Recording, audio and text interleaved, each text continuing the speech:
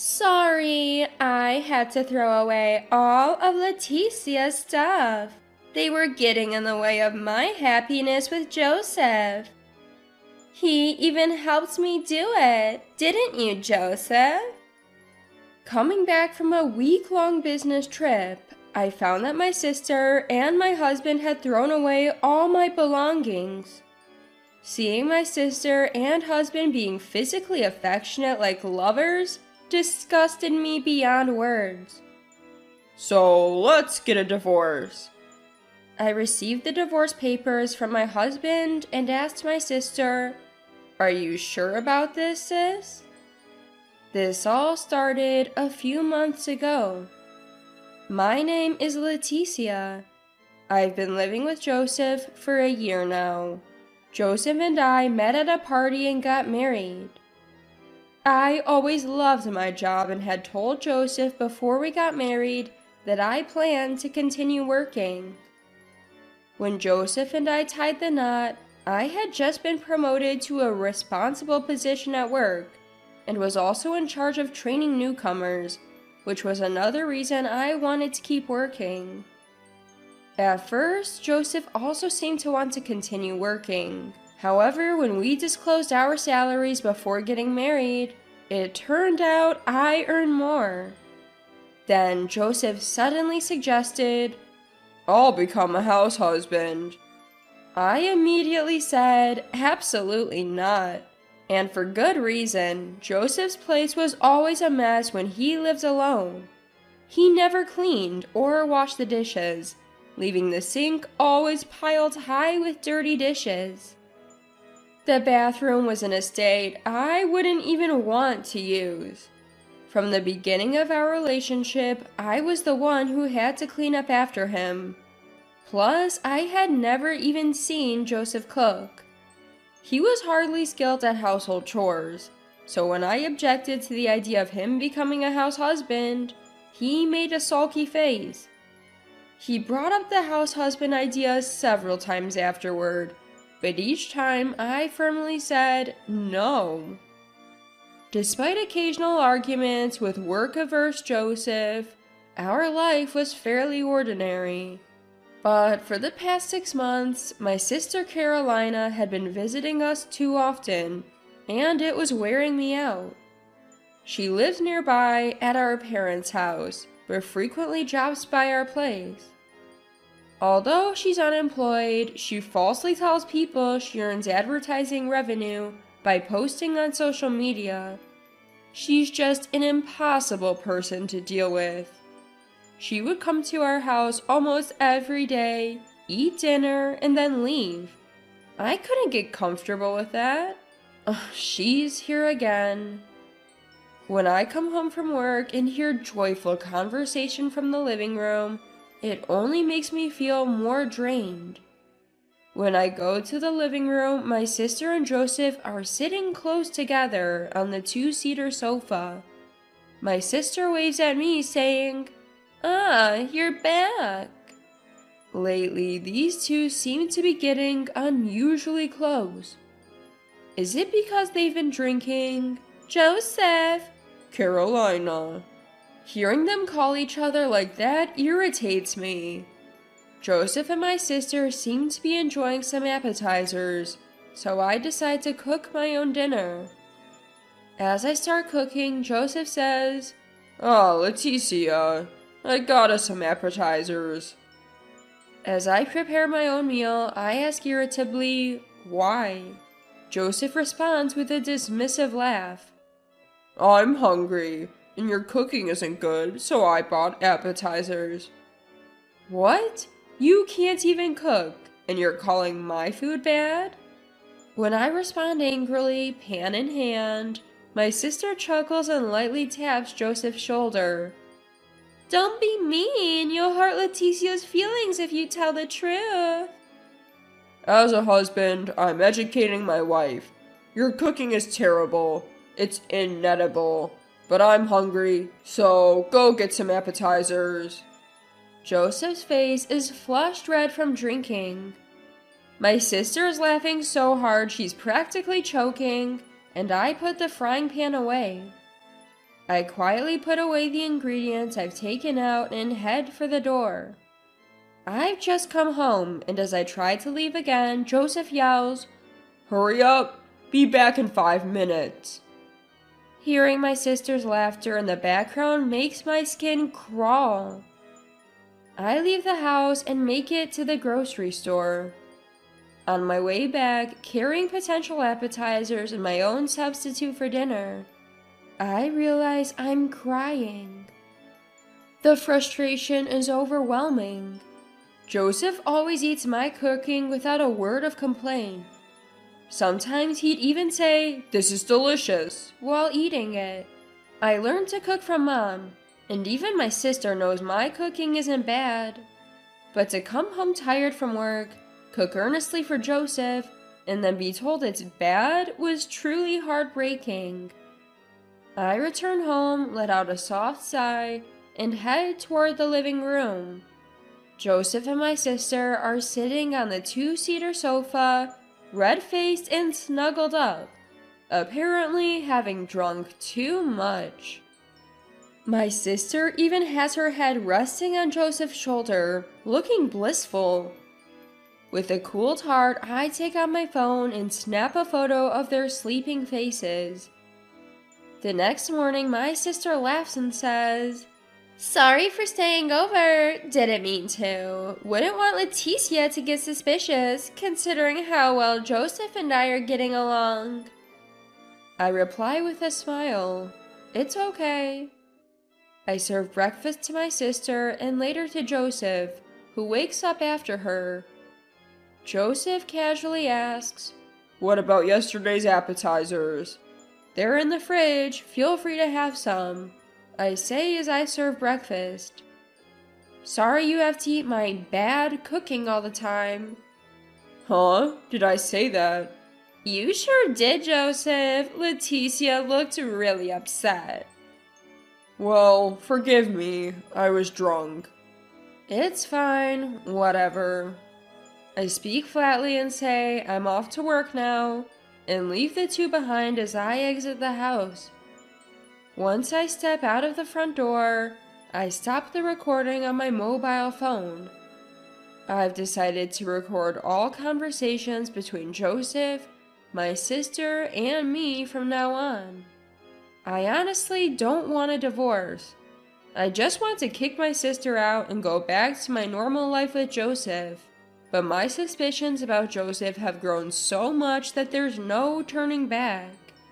Then I get assigned a week-long business trip. I'm going with a younger male colleague, traveling far away. It's his first business trip and he looks pretty nervous.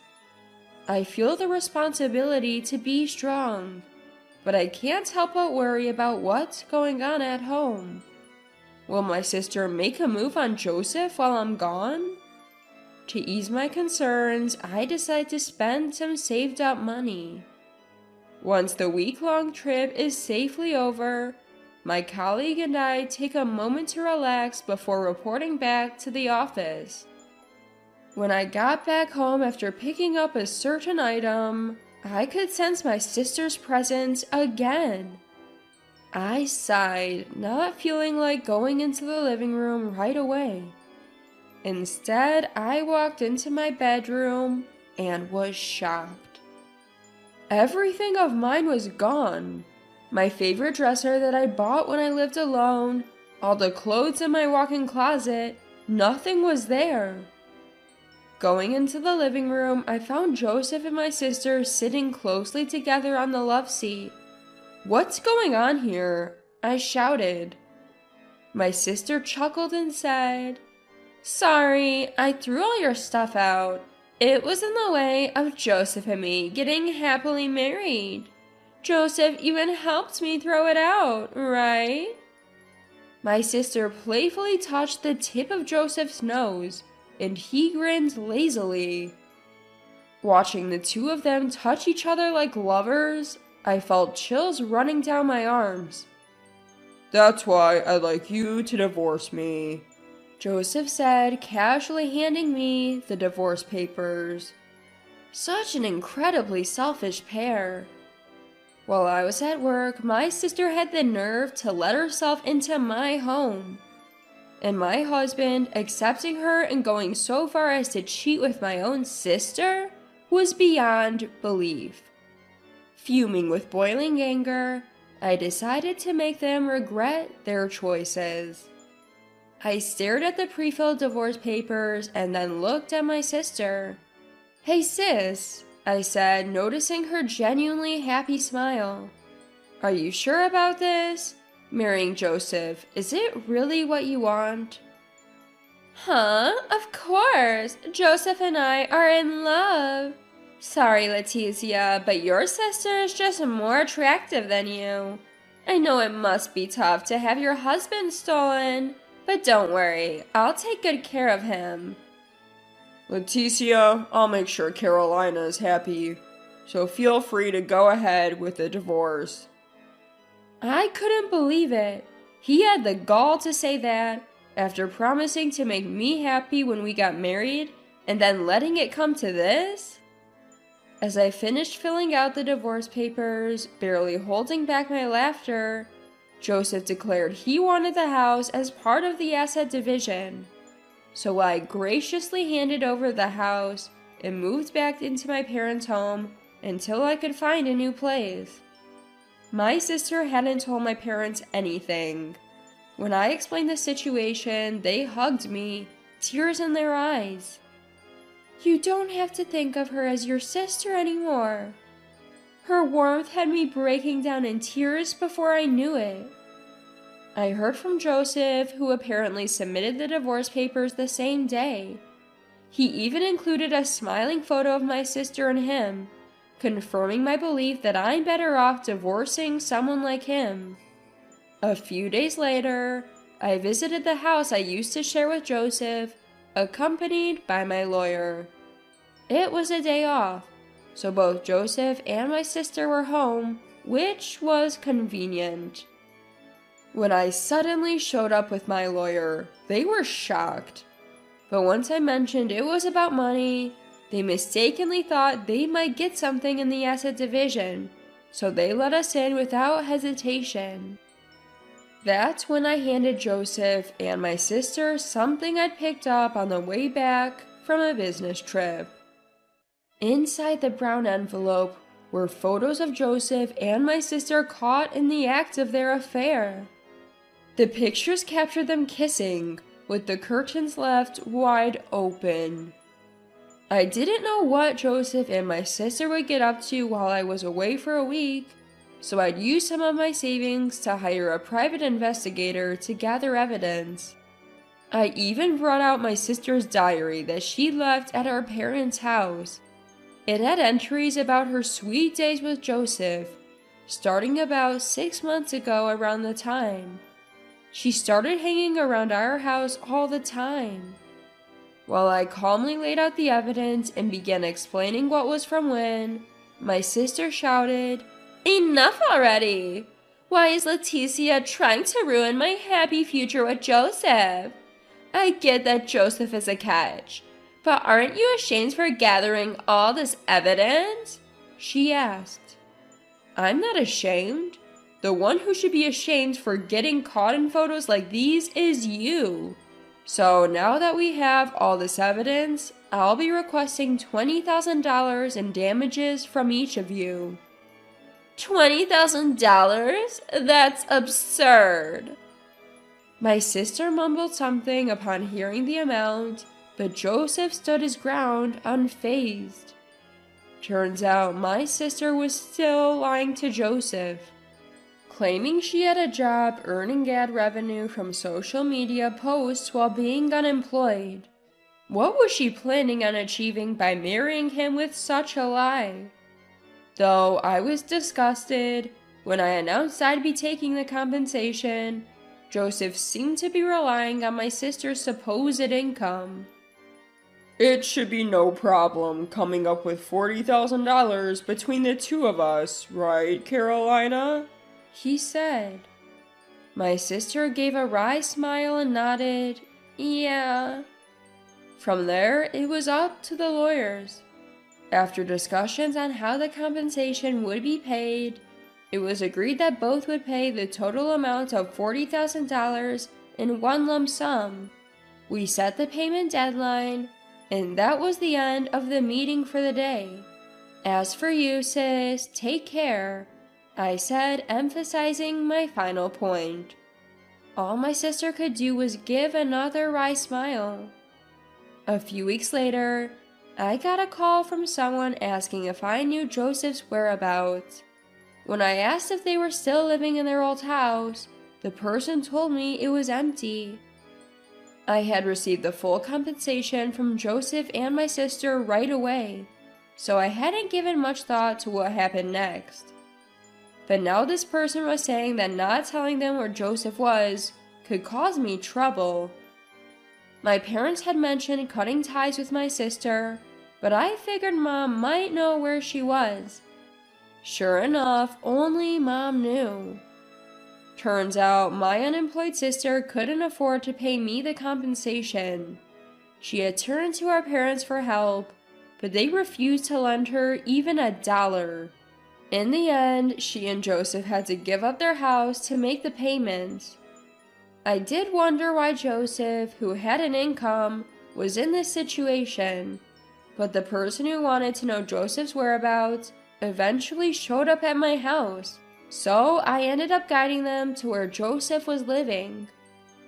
I was shocked when I saw Joseph in my sister's new place. It was an astonishingly old apartment. The outdoor stairs were rusted, and the walls were in bad shape. I rang the doorbell of the apartment number Mom had given me.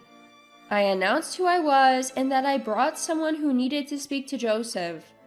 My sister opened the door, looking puzzled. "Who is this?" my sister asked, eyeing the bear-like figure standing behind me. "I've lent money to Joseph," the man said. Yes, this was the money lender to whom Joseph had borrowed money during his bachelor days. Joseph had a fondness for gambling and had racked up a significant debt when he was single. Even though he worked hard to pay it off, it seemed like he was only covering the interest. I knew about Joseph's debt when I married him and had been striving in my career to pay it off in one go. "I had no idea Joseph had debt!" my sister screamed, which brought Joseph running from the back of the house. "You're the one who told him where we live," my husband shouted at me, to which I sighed and responded, "Well, if I didn't, they might have come after me for the money." "Why didn't you tell me Joseph had debt, Leticia?" When Joseph and I were getting a divorce, I made sure to confirm that it was okay several times. At that, my sister burst into tears. "This is just terrible. I don't have money. I don't have a job, and Joseph has debt? This isn't how it's supposed to be." "Tears are fine, ma'am. Now, please pay the overdue amount." When the bear-like moneylender took a step forward, my sister let out a scream. Joseph apologized deeply, shouting, "I'm sorry. Actually, I quit my job. Before divorcing Leticia, I saw that Carolina was making money off from social media ads. So I thought she was well off, and I decided to become a house husband. That's why I don't have money now." "What do you mean you quit your job?" My sister slammed her hand on Joseph's desperately apologizing head. Joseph was equally mad at my sister, shouting, "It's your fault for deceiving me." Listening to their fight, it became clear that Joseph had quit his job before their marriage, relying on my sister's money. My sister, too, had been hiding her jobless state from Joseph, who now felt deceived. But none of that mattered to the moneylender. "Shut up, both of you. Just pay whatever you can right now." Joseph rushed into the house and handed the moneylender whatever cash he could find. "Not much, but it'll have to do. I'll be back, so don't run away." The moneylender grumbled as he left.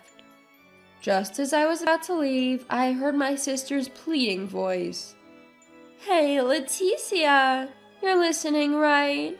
Dad and Mom have cut ties with me. I'm struggling even to afford daily meals. You get it, right? Can you please lend me some money? Frustrated by my sister's audacity, I turned around and said, Absolutely not. Enjoy your debt-filled life, and walked away, hearing her sobbing in the background. Later, I heard Joseph and my sister didn't get divorced. However, they were frequently begging our parents for money. Apparently, my parents were dismissing their request, but it was clear that both Joseph and my sister were really struggling financially. Despite hating work, they were now juggling multiple jobs, working day and night. As for me, I moved out and am thoroughly enjoying living alone. Worrying about whether your spouse is betraying you, wondering what my sister and her husband are up to. Living without those concerns is incredibly freeing. During this time, a junior coworker I traveled with for business confessed their feelings for me. They said they had become attracted to me while working together. Touched by the genuine feelings of my junior coworker, I decided to start dating them. They mentioned wanting a serious relationship leading to marriage, and we've agreed to introduce each other to our parents soon. This time around, I'm hoping for a happy marriage.